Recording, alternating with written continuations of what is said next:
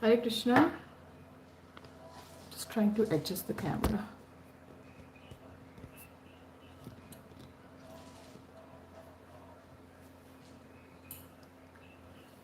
Hare Krishna. Welcome back to my channel. I am Radhika Piyari Devidasi, and today I have come up with another pastime from the Srimad Bhagavatam 10th canto. It's a Krishna Lila, and it will be about killing of Aghasura. I will in brief discuss with or share with you the pastime and also the teachings which we can learn through it. So first take the blessings of my Guru and Srila Prabhupada.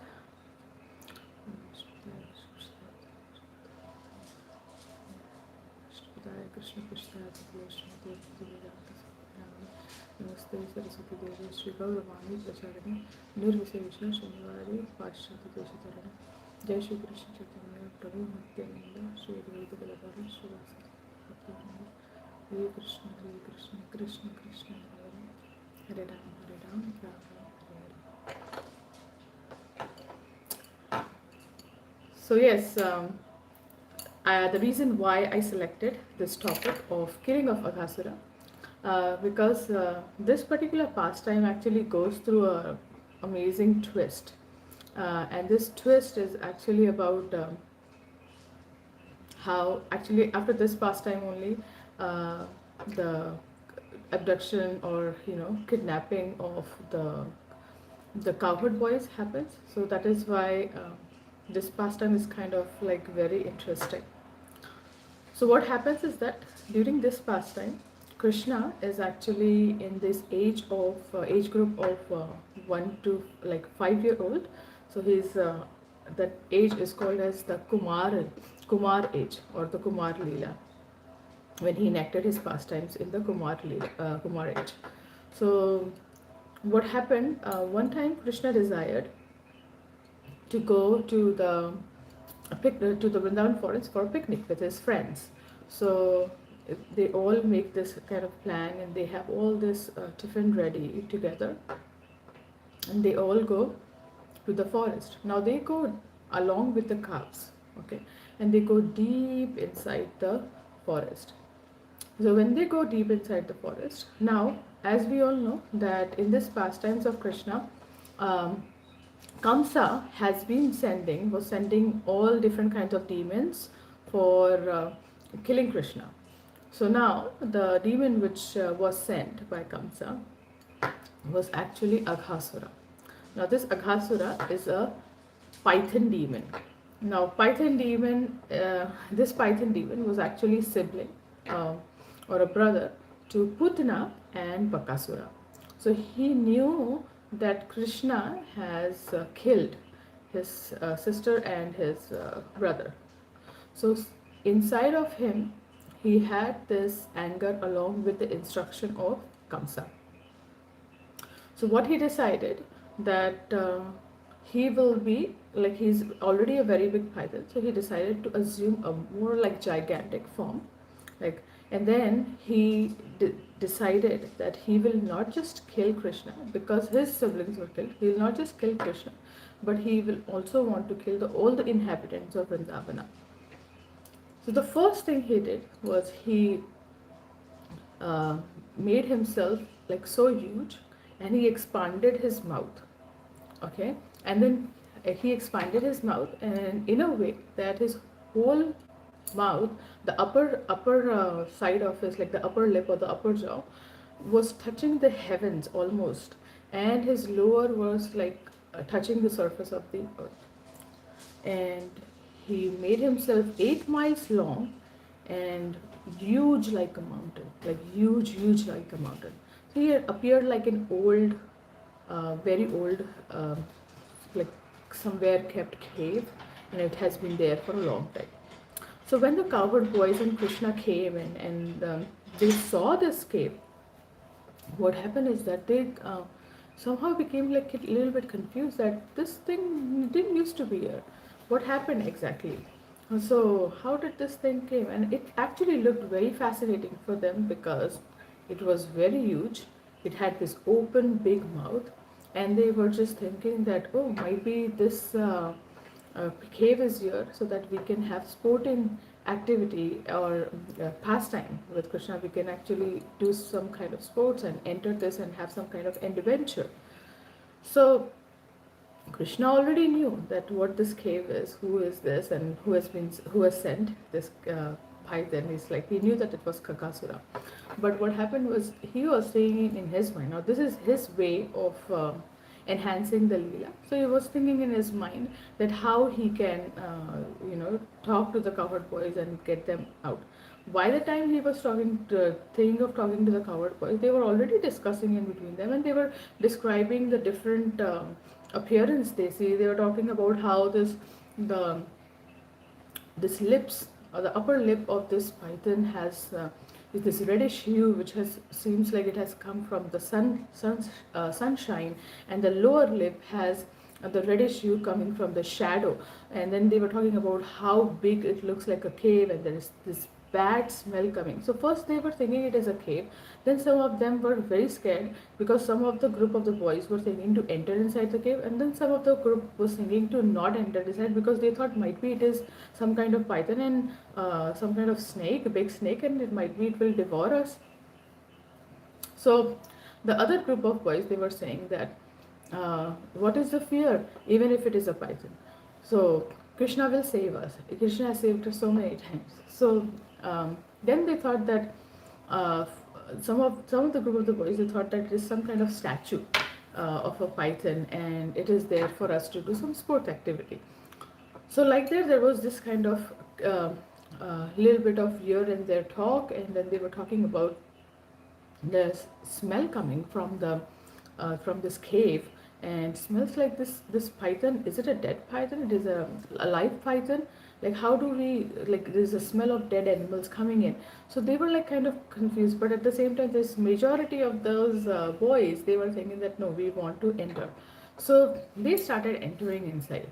So they already entered, and Krishna was like, oh, I have to tell them that they should not enter. But by that time they had already entered, the cows had already entered, and they were very curious and went inside. Now what happened was, Aghasura was actually very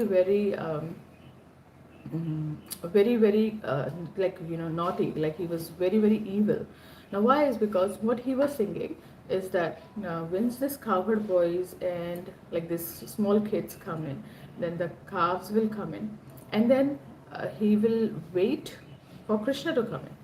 So his intention was that the calves, once he did not, first of all, when the calves and the cowherd boys entered, he did not swallow them right away because he was waiting for Krishna. So he could swallow all of them together and eat them up, all of them together. So when the cowherd boys entered and the cows entered, then Krishna was about to enter. Now the reason why Akasura wanted to do is so that the inhabitants of Vrindavana, they loved Krishna selflessly, unconditionally, very much. And of course they loved their own children also. So by killing the cowherd boys and Krishna and the cows, first of all, there will be no future of sustenance, and if the child of a parent is dead, then the parent cannot live. And Krishna is the life of all the residents of Vrindavana. So by experiencing the death of the children and Krishna, they will as it is die. So his plan was very cruel. He just did not want to kill Krishna, but his anger was so big because of his two siblings dying that he wanted to kill all of the residents of Vrindavana. That was his intention. So now what happens is that they enter, the cowherd boys and the cow, they enter inside, and then Krishna follows back.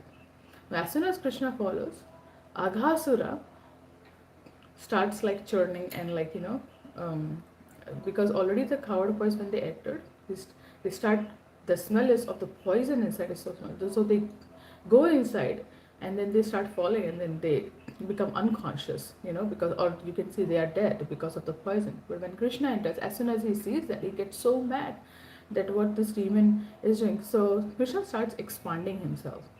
Just he starts expanding himself. It's so big, so big, so big. And because he's trying to kind of choke Aghasura, who was trying to swallow and digest them. Aghasura tries to expand himself. Now you just imagine if there is something stuck in the body and the person is trying to get it out of the system because the the the the particular substance is just expanding. So what will happen? There will be no space for the person to actually expand. And I mean, Akasura was trying to expand himself so much so that he can increase his size more. So Krishna can be digested, but Krishna was expanding himself more and more and more. And Krishna expanded himself finally so much that Akasura had no space to expand, and then he just bursted out. When he bursted out, the all the blood and everything, like from the head, all the blood and everything came out, and Krishna tore him, and all the cowherd boys and the calves came out of his body. Now, Krishna was still inside. Because of the touch of Krishna, this demon, Aghasura, because even though he was so much touched, like he was so much materially contaminated with so much material conditioning, he got purified. So he came out of the body of his own body, and he waited outside individually. So he waited for Krishna to come out, and this vision, all the demigods had seen this. They saw this, that how Aghasura's like soul came out, and it was individually standing, and then Krishna came out. As soon as Krishna came out, Aghasura, the effulgence of Aghasura's soul, it just entered into Krishna's body. Then Krishna, what he did was he, with his Shakti, his potency, he awakened the cowherd boys. He brought them back to life because they were almost like dead. He brought them back. And now here is the lesson. So what happened was, Aghasura, it's mentioned in the Krishna book and also in the Srimad Bhagavatam, that initially it felt that because he's a demon, he has no devotion, but he was touched by Krishna. He had so much material contamination. So he got Sayuja Mukti, which is called the impersonal liberation, like it's entering into the body of the Supreme Personality of Godhead, into the effulgence of the Supreme Personality of Godhead. So he entered over there, inside, and he dispersed. But in the later verses of the Srimad Bhagavatam, it has been described that how that was not the case. He actually got Sarupya Mukti. Sarupya Mukti means having the same four-handed form like Narayana. And why that happened is explained in the later verses. Actually, Vishwanath Chakravarti Thakurji, one of the Vaishnava Acharya, in reference to Srila Jiva Goswami, he explains that like other demons like Danta Vakra, Aghasura, when this pastime was happening, or this enacting was happening of cowherd boys entering, so somewhere Aghasura actually gave this excitement and pleasure to the cowherd boys to do sporting activities. So he gave pleasure to Krishna's pure devotees. Okay, they wanted to do sporting activities. In the sense, they wanted to have a pastime, which is pastime happens in the spiritual world. Pastime happens in association with Krishna. So what happens? Aghasura became a part of the pastime of Krishna's Lila. Okay, so what happened was the cowherd boy wanted to do the sports activity, and then somewhere if a demon will never doesn't have a devotion. Usually like one who is materially contaminated, they will not have devotion for the Supreme Lord. But what happened, Aghasura at some point in his life, during that pastime, had little bit of devotion. He wanted Krishna to enter his body, wanted him to play. There was a little bit of devotion. So because of that devotion, Krishna entered into his body. So there that pastime were enacted, Krishna touched him, and Krishna purified him. So he saw Krishna's personal form. He saw Krishna's enacting his pastime. And that is the reason why it's described that how Aghasura, after getting purified, like after his body getting killed and he coming out, he was individually there outside his body, waiting for Krishna. And he came out. And this pastime is connected like how Jay Vijay, who took this, who got cursed, and then they came as demons, like Ravana and Kumkar. So and then other demon form. So they came in that form, Jai Vijay, and finally they were actually already pure devotees, but then they fell down, and then they had this pastime, and then they also again got back their Sarupya form, and in the spiritual world. So even though they were demons, but they were part of the pastime, they got touched. So similarly, Aghasura got that opportunity of connecting with that pastime, and that's why they became he became liberated in that manner, because he was touched by Krishna, he was a part of the pastimes, and he got purified in that manner. So this is the explanation that he got Sarupya Mukti. Sarupya Mukti is getting the same form, bodily form, as Lord Vishnu Narayana. Now, what is the learning we get from this pastime of Aghasura? So first we have to know that Aghasura, he came with a mentality of lot of anger, and that anger was that anger was inside of him because of his sister Putana and his brother Bakasura being killed. So he represents one of the anarthas. Of the anarthas means anartha, uh, something which is unwanted.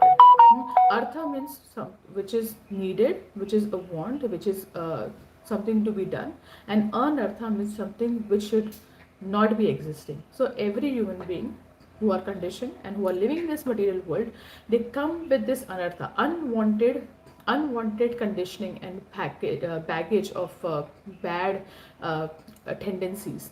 So Aghasura represents in each and every human being like us the state of cruelty and violence. Okay, why? Is because Aghasura just not wanted to kill Krishna, but he wanted to kill the cowherd boys.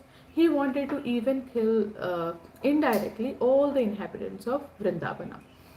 So usually what happens, people are cruel and they would kill or they would do something to human beings, but to kill children is like one of the most cruel things. So Aghasura had that tendency because of that hidden anger, that anger he had inside of him. He wanted to kill everyone just to take revenge. So how the acharyas explain is that as human beings, we have the tendency of cruelty and violence when we are doing some evil things towards others. And even as devotees, even though we are practicing Krishna consciousness, that evil, cruelty, or violence comes out in a mean way towards an action towards other living entities. And it's because the element of Krishna has not entered completely inside of us. So the way how this tendency of Aghasura, of cruelty and violence, can be removed from a individual or a living entity is when Krishna enters into our heart and enters into us, and then he expands so much that that anger, that cruelty and violence just pops out of our body. It just goes out, you know.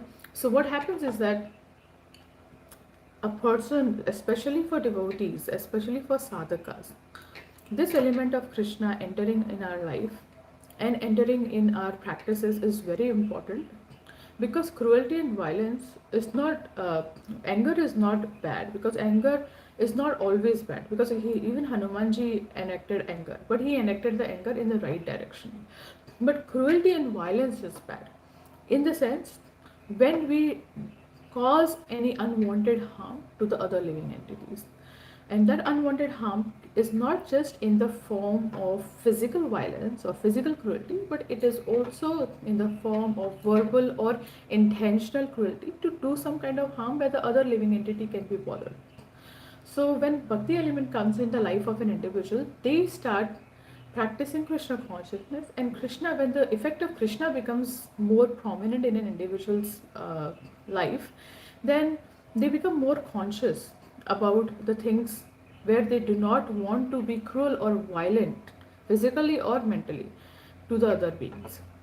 And it's not like the today's liberal form of cruelty and violence, but what it is in terms of giving the proper Krishna consciousness, not being harsh, not forcing philosophy on individuals in that manner, and at the same time giving Krishna consciousness in a way that the person in the front is inspired to have that element from you. So this was the learning we got from Aghasura, that how cruelty and violence, this anartha, can be removed from an individual's existence when the Krishna element enters, and Krishna killed Aghasura, that tendency in him, and purified him.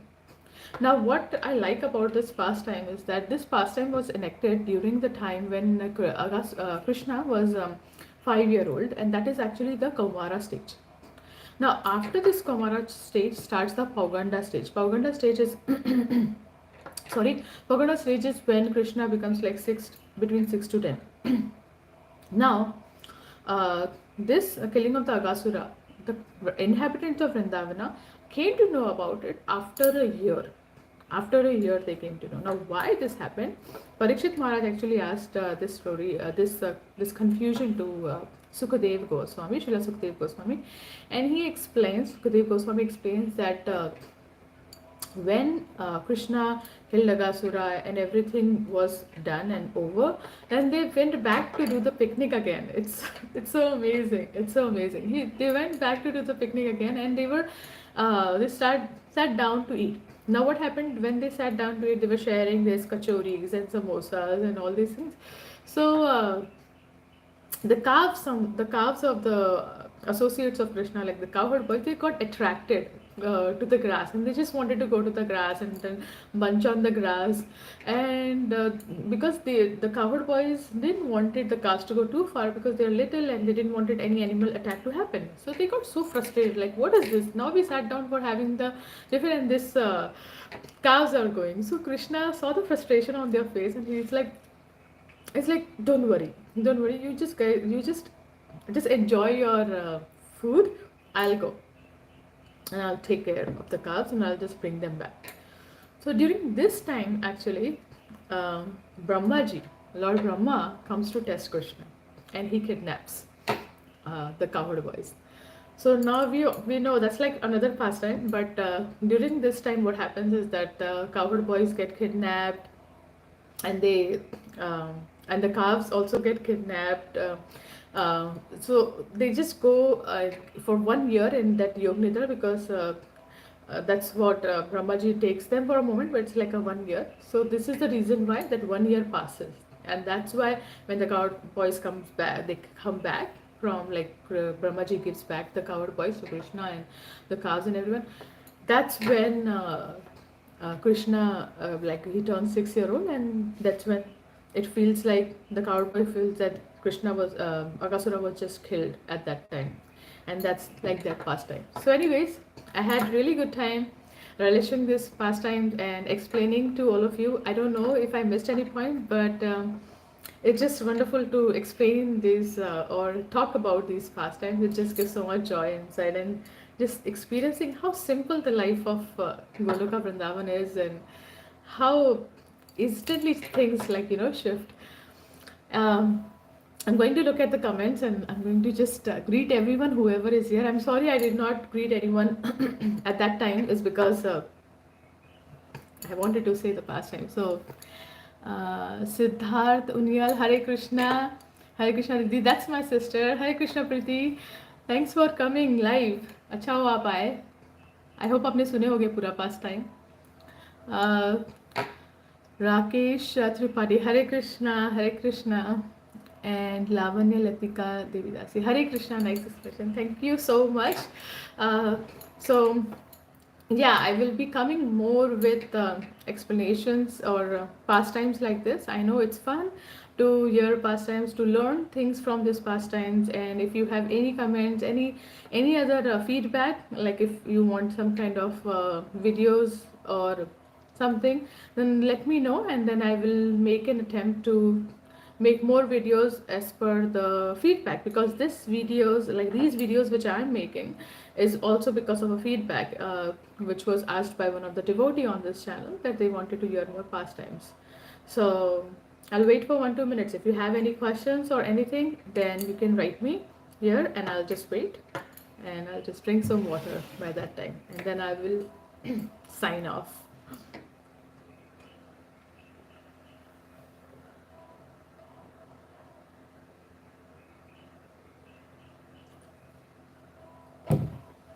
Okay. Today is your first day, okay, joining the channel. Oh, thank you so much. Then please do subscribe to the channel for more such content. Uh, yeah, I decided to utilize in this manner my morning time, which is easy for me. Yes, please, more pastimes. Yes, please tell me, give me some ideas more which kind of pastime. Like I have shared previously Jagannath pastimes, like one pastime of Jagannath with Raghudas. Then today is about Krishna book. Let me know if you want Gaur Leela also. Don't we chant every time? No, I don't do that. I don't do it that. I'm fine because I use the filter water. So the water which I offer to Krishna, I just put that in the filter, and then that water I fill. So I'm already having prasadam.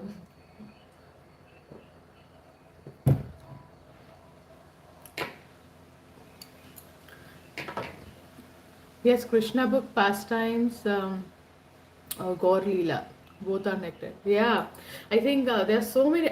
I was so unaware. Actually, when I started this channel, I didn't had this intention that I will be sharing so much, but I don't know why. I just felt that why not just keep on sharing. So when I was sharing, I came across there are so many devotees on this channel who are like kind of favorable people, and I'm like, then when I went live, I saw so many devotees connected with me, and I was so happy. I'm like, okay, fine, I will utilize this channel, because the other channel which I have is actually for cooking only, and I can't really. I've kept that exclusively for cooking and talking a little bit about the philosophy there. But then that's why I created this channel, so that I can talk more exclusively about philosophy also, and also the new people can benefit if they are coming across this channel. There are so many people who are going through transitions, so why not to share that? So